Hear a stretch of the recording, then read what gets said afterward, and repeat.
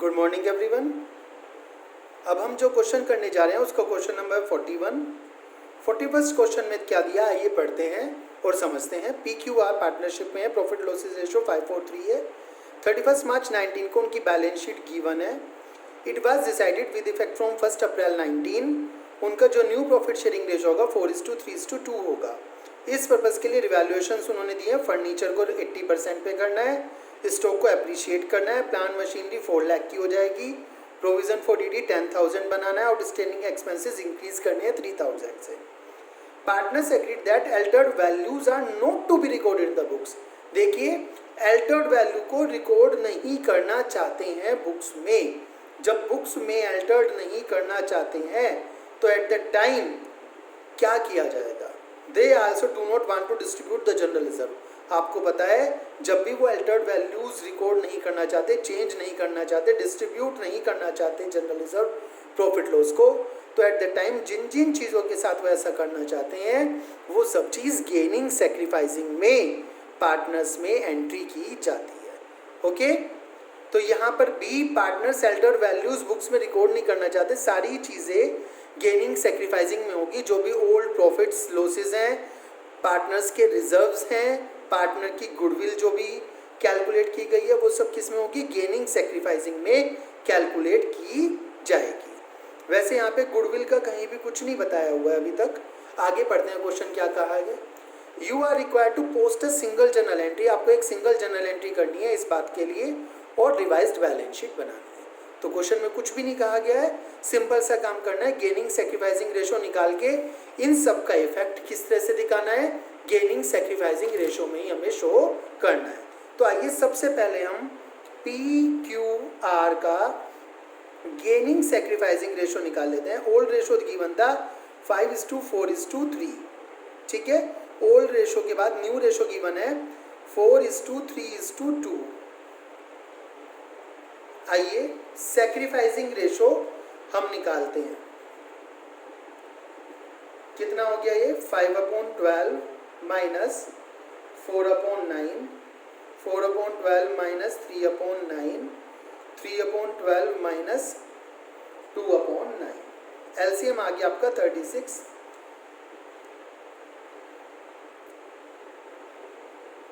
Okay, 36, 12 3 36, 3 4 12, 9 4 36, 4 3 12, 36, 12 3 3 3 9, 9 4 4 2 8। तो ये आ गया -1/36, 0 प्लस 1/36। सेक्रीफाइसिंग का फॉर्मूला आपने लगाया, जो माइनस में आया वो गेनिंग पार्टनर है और जो प्लस में आया वो सेक्रीफाइसिंग पार्टनर है। तो सिंपल सी बात है, आपको एक बात यहाँ से पता चल जाती है, जो आपकी जनरल एंट्री होनी है वो होनी है P's capital account debit to Q's capital account, gaining partner capital account debit to sacrificing partner. अब क्या क्या डिस्ट्रीब्यूट होगा? रिवैल्यूएशन तो बना नहीं सकते। क्यों नहीं बना सकते? क्योंकि यदि हम रिवैल्यूएशन बनाएंगे तो रिवैल्यूएशन का प्रॉफिट हमें कहाँ ट्रांसफर करना पड़ेगा? पार्टनर्स कैपिटल में। तो हम क्या करते हैं, रिवैल्यूएशन की सारी calculation as a working note कर लेते हैं। कैसे करेंगे आइए मैं आपको दिखाता हूं, चलिए मेरे साथ। देखिए, सबसे पहले उन्होंने कहा फर्नीचर 80% बुक वैल्यू पे लेना है, तो लॉस ऑन फर्नीचर ले लीजिए आप। कितना हो गया? 80% बुक वैल्यू कहा है, फर्नीचर की वैल्यू थी 60,000, तो 60,000 माइनस 80% बुक वैल्यू पे कितना हो जाएगा? 8 6 48, 48,000 हो जाएगा। तो लॉस कितना हो गया? 12,000 का। इसके बाद स्टॉक एप्रिशिएट होना है। स्टॉक को उन्होंने क्या कहा है? प्रॉफिट, प्रॉफिट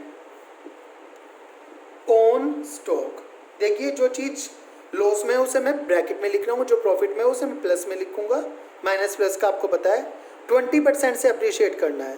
3 लाख का 20%, 20% ऑफ 3 लाख कितना होता है? 60,000। प्लांट मशीनरी 4 लाख की वैल्यूड हो गई है, पहले से प्लांट मशीनरी थी 420 की, तो लॉस हो गया, loss on plant and machinery 420 minus 4,20,000 का। इसके बाद प्रोविजन बनाना है डाउटफुल डेब्ट्स का 10,000, लॉस ड्यू टू प्रोविजन 10,000 का। आउटस्टैंडिंग एक्सपेंसेस इंक्रीज करने हैं, तो इंक्रीज करने हैं, लायबिलिटी इंक्रीज हो गई, loss due to outstanding expenses 3,000 का लॉस यहाँ पर हो गया।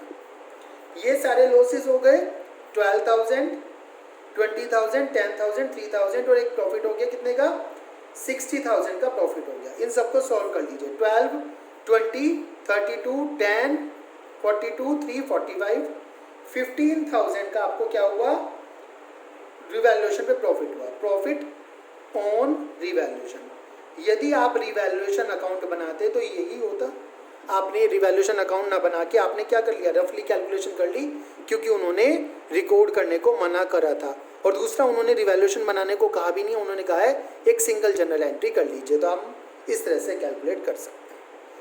इसके अलावा उन्होंने कहा है they also do not want to distribute the general reserve. General reserve उठा लीजिए यहाँ से, creditors, outstanding expenses, general reserve 75,000, तो जनरल रिजर्व भी इसमें प्लस हो जाएंगे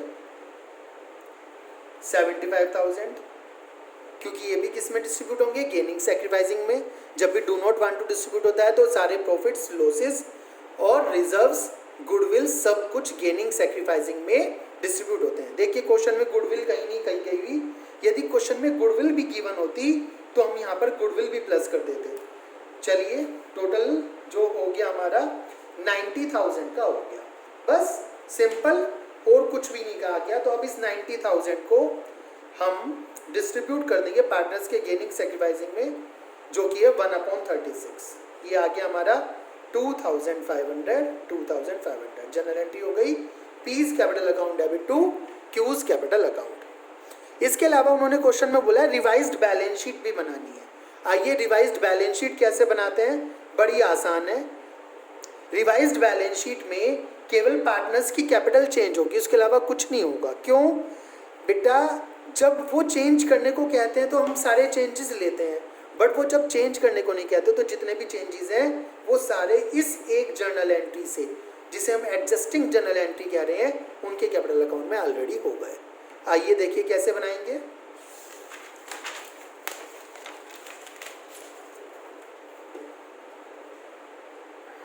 फोर्टी 41 की बैलेंस शीट, सबसे पहले क्रेडिटर्स दिए हुए हैं, सेम एज इट इज उतार देंगे 50,000। आउटस्टैंडिंग एक्सपेंसेस दिए हुए हैं 5,000। जनरल रिजर्व भी उन्होंने डिस्ट्रीब्यूट करने को मना करा था, हमने करा भी नहीं है, उसकी एक जनरल एंट्री करी है जो के to same as it is general reserve आ जाएंगे। कैपिटल्स देख लीजिए, capital account P Q R, P की कैपिटल थी 4 लाख, 3 लाख और आर की कैपिटल थी 2 लाख। जो लास्ट जनरल एंट्री हुई है वो क्या हुई थी, ध्यान से देखिए, P's capital account debit to Q's capital account. तो पी की कैपिटल डेबिट हुई थी मतलब कि माइनस हुई थी, और क्यू की कैपिटल क्रेडिट हुई थी मतलब कि प्लस हुई थी। कितने से, 2500। तो पी की कैपिटल में से 2500 को माइनस कर देंगे और क्यू की कैपिटल में 2500 को प्लस कर देंगे। आर की कैपिटल एज इट इज रहेगी, ठीक है। हमारे ख्याल से P, just a minute, okay, मैंने यहाँ पे थोड़ी सी गलती कर दी, ये आर का रेशो आया है तो यहाँ पे P's capital account debit to R's capital आएगा, क्यू का 0 आया है, ओके। तो P's capital account debit to R's capital, P की कैपिटल माइनस हो गई और आर की कैपिटल क्या हो जाएगी, 2500 से प्लस हो जाएगी। आर की कैपिटल को क्या कर दीजिए, 2500 से प्लस कर दीजिए। अब देखिए कैपिटल कितनी आ गई है, 3,97,500, 3,02,500, ओके। इसके बाद यहाँ से लीजिए क्या दिया हुआ है, कैश एट बैंक इसमें कोई चेंज नहीं है, ना कोई न्यू पार्टनर आया, ना कोई न्यू पार्टनर गया, ना कोई पैसा आया ना गया। Debtors same as it is रहेंगे। क्यों रहेंगे एज इट इज़? फिर दोबारा से रिपीट कर देता हूँ, हमने जितने भी चेंजेस थे वो एक सिंगल जर्नल एंट्री से एडजस्ट कर दिए पार्टनर्स के कैपिटल में, और जब वो चेंजेस हमने एडजस्ट कर दिए ऑलरेडी, तो पार्टनर्स की जो बैलेंस शीट की आइटम्स है वो अनचेंज रहेंगी। हमने कुछ भी प्रोविज़न बनाया, हमने किसी भी वैल्यू को, प्लांट मशीनरी की वैल्यू 44 लाख हो गई थी, कोई चेंज नहीं आएगा, क्योंकि उन सब का जो इफेक्ट है हमने एक single journal entry, adjusting journal entry में कर लिया है। बस आपको क्या करना है, टोटल करना है। टोटल भी एज इट इज़ रहेगा 10,30,000, उसमें भी कोई चेंज नहीं आएगा। ये कब हुआ है? जब पार्टनर्स अपना do not want to distribute या अल्टर्ड वैल्यू को, चेंज्ड वैल्यू को रिकॉर्ड नहीं करना चाहते, एट द टाइम ये सिचुएशन आप फेस करेंगे। ओके, इसमें कोई भी प्रॉब्लम हो, you can ask me any time. Thank you.